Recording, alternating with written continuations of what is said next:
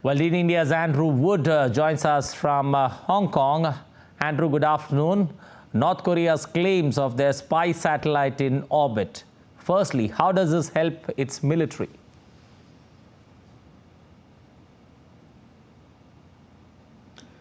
Well, having the ability to look down on your enemies and see what they're getting up to on the battlefield or preparing to get up to is a great advantage. And militaries have been pursuing this ever since really balloons were invented, steerable balloons were invented a few hundred years ago.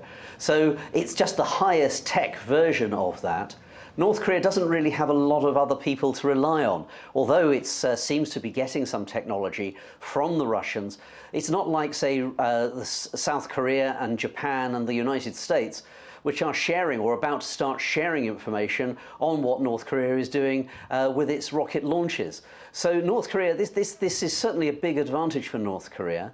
And don't forget, the more times North Korea launches missiles, launches rockets, the better it gets. I mean, it's had 2 attempts so far this year that failed, so third time lucky.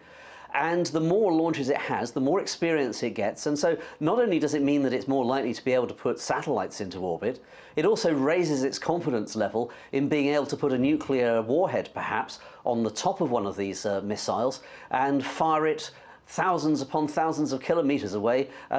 It's reckoned that perhaps North Korea could reach any part of the United States mainland now. Okay. Andrew, looking at now North Korea's claim of a successful spy satellite in orbit, and the US and Japan have been slamming this brazen violation of the UN sanctions. What happens next?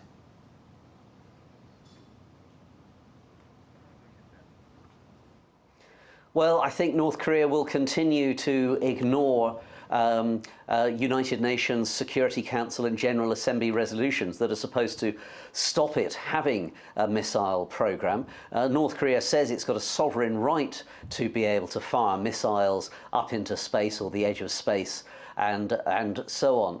It is interesting that earlier today the Ministry of Foreign Affairs in Beijing was asked at a press briefing, shouldn't China, as a member of the UN Security Council, along with Russia, America, France and Britain, shouldn't China be trying to discourage North Korea from doing these things?